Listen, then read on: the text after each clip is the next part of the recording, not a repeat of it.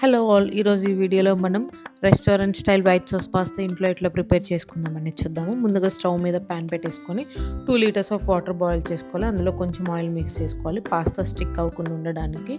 Once water boil అయిన తర్వాత నేను 3 పర్సన్స్‌కి ఇక్కడ 1 ½ కప్ పాస్తా యూజ్ చేస్తున్నాను. అండ్ పాస్తా ఎంత టైం బాయిల్ అవ్వాలనేది మనం పాస్తా కొన్న పేపర్ మీద డిస్క్రిప్షన్‌లో మెన్షన్ చేసి ఉంటది. నేను కొన్న పాస్తా 5-6 మినిట్స్ బాయిల్ చేస్తే సరిపోతది. నెక్స్ట్ వచ్చేసి వైట్ సాస్‌కి మనకి ingredients maida, milk, butter, oregano and pepper. Next bowl పెట్టేసుకొని మనం బటర్ యాడ్ చేసుకోవాలి. ఇక్కడ నేను minimum 100 grams 100 grams to 150 grams butter use చేస్తున్నాను 3 పర్సన్స్‌కి. ఈ బటర్ అనేది కంప్లీట్‌గా మెల్ట్ అయ్యే వరకు మనం స్టిర్ చేసుకోవాలి. వన్స్ బటర్ అనేది ఎక్కడ గాని నేను ఆయిల్ యూజ్ చేయట్లేదు. మళ్ళీ టేస్ట్ అనేది చేంజ్ అయిపోతదనేది మనకి బటర్ మీద ఈ వైట్ సాసే మెయిన్ ఇంగ్రీడియంట్ మన వైట్ సాస్ పాస్తాకి. సో, బటర్ కంప్లీట్‌గా స్టిర్ అయిన తర్వాత మనం మైదా 3 ½ స్పూన్స్ యాడ్ చేసుకొని మళ్ళీ స్టిర్ చేసుకోవాలి బటర్‌తో మిక్స్ అయ్యే వరకు. వన్స్ ఈ మైదా గూడా మనకి కంప్లీట్‌గా ఇక్కడ నేను చూపిస్తున్నట్లు బటర్‌తో మిక్స్ అయిన తర్వాత మనం ఆల్రెడీ తీసుకున్న 500 ఎంఎల్ మిల్క్ ప్యాకెట్ ఉంది గదా! కొంచెం కొంచెంగా యాడ్ చేస్తూ స్టిర్ చేయాలి.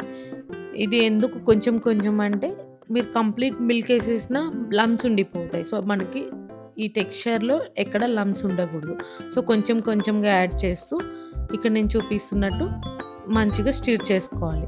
సో, వన్స్ ఈ మిల్క్ ఎవ్రీథింగ్ యాడ్ చేసిన తర్వాత మనకి థిక్ క్రీమీ టెక్స్చర్ వస్తది. అది వచ్చినప్పుడు ఆరిగానో యాడ్ చేసుకొని మళ్ళీ స్టిర్ చేస్తూ ఉండాలి. ఇక్కడ నాకు కంప్లీట్‌గా 3 మెంబర్స్‌కి ప్రిపేర్ చేయడానికి నాకు 500 ఎంఎల్ మిల్క్ అనేది పట్టింది. ఇది మిక్స్ చేసిన తర్వాత మళ్ళీ పెప్పర్ కూడా యాడ్ చేసుకొని స్టిర్ చేసేసుకోవాలి మళ్ళీ. స్టిర్ చేసేసి ఇప్పుడు ఏదైతే ఉందో మనం పక్కన పెట్టేసుకోవాలి. బాయిల్డ్ పాస్తా ఇది పక్కన పెట్టేసుకొని నెక్స్ట్ మనం పాస్తా ప్రిపరేషన్‌కి ఇంగ్రీడియెంట్స్ అనేది రెడీ చేసుకోవాలి. ఇక్కడొచ్చేసి పాస్తా ప్రిపరేషన్‌కి garlic, red capsicum, yellow capsicum, green capsicum, onion, oregano, cream pasta, లైట్‌గా చీజ్, బటర్. ఇవి ఇంగ్రీడియెంట్స్ మనకి. సేమ్ పాన్ పెట్టేసుకొని నేను ఓన్లీ బటర్ యూజ్ చేస్తున్నాను. ఆయిల్ అనేది యూజ్ చేయట్లేదు. బటరే మనకి కొంచెం మంచి టేస్ట్ అనేది ఇస్తుంది మన పాస్తాకి. సో, నేనెక్కడ ఆయిల్ అనేది యూజ్ చేయట్లేదు. సో, వన్స్ ఇక్కడ గూడా మనకి కంప్లీట్‌గా బటర్ అనేది మెల్ట్ అయిపోయిన తర్వాత ఫైన్ చాప్ చేసుకున్న గార్లిక్ వేసుకోవాలి. గార్లిక్ అనేది చిన్నగా ఉంటే మనకి మంచి ఫ్లేవర్ అనేది వస్తది. సో, ఫైన్‌గా చాప్ చేసుకున్న గార్లిక్ యాడ్ చేసేసుకొని స్టిర్ చేసేసుకొని నెక్స్ట్ మనం ఆనియన్స్ యాడ్ చేసుకోవాలి. ఆనియన్స్ గూడా మనకి కంప్లీట్ బ్రౌన్ అవసరం లేదు. డార్క్ బ్రౌన్ అవసరం లేదు. లైట్‌గా ఆనియన్స్ లైట్ కలర్ చేంజ్ అయ్యే వరకు ఉంచుకుంటే సరిపోతది. ఇక్కడ నేను ఆనియన్స్ యాడ్ చేసేసి మళ్ళీ మనం స్టిర్ చేసుకోవాలి.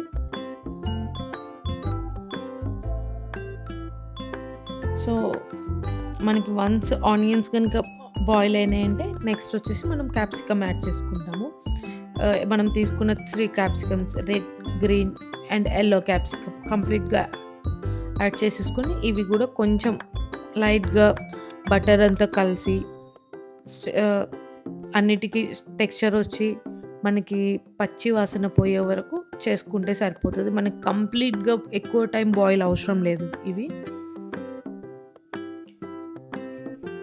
అండ్ ఇక్కడ మనం కొంచెం సాల్ట్ యాడ్ చేసుకోవాలి. పెప్పర్, మళ్ళీ ఆరిగానో అనేది మెయిన్ ఫ్లేవర్ ఇస్తుంది మనకి. అండ్ రెడ్ చిల్లీ ఫ్లేక్స్ కూడా యాడ్ చేసుకోవచ్చు. Depends on me taste. నాకు నచ్చదు. సో, నేను యాడ్ చేసుకోలేదు ఇక్కడ. Salt, oregano, pepper. ఆరిగానో అనేది మెయిన్ టెక్స్చర్. ఇన్ కేస్ అది లేకపోయినా ట్రై చేయండి. బట్ ఫ్లేవర్ అనేది చేంజ్ అవ్వచ్చు కొంచెం.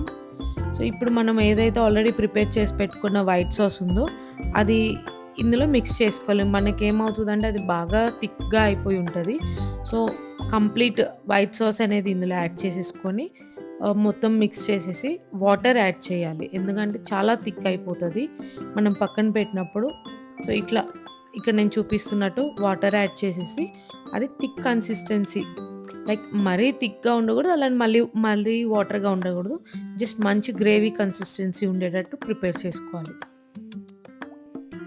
ఇందులో నేను క్రీమీ క్రీమ్ పాస్తా క్రీమ్ కూడా యాడ్ చేసుకున్నాను. నాకు కొంచెం క్రీమీగా ఉంటే ఇష్టం. సో, నేను పాస్తా క్రీమ్ యాడ్ చేసుకున్నాను. అండ్ పాస్తా కూడా యాడ్ చేసేసుకొని మంచిగా స్టిర్ చేసుకోవాలి మనం మళ్ళీ కంప్లీట్‌గా. So, pasta one by one అట్లా హ్మ్.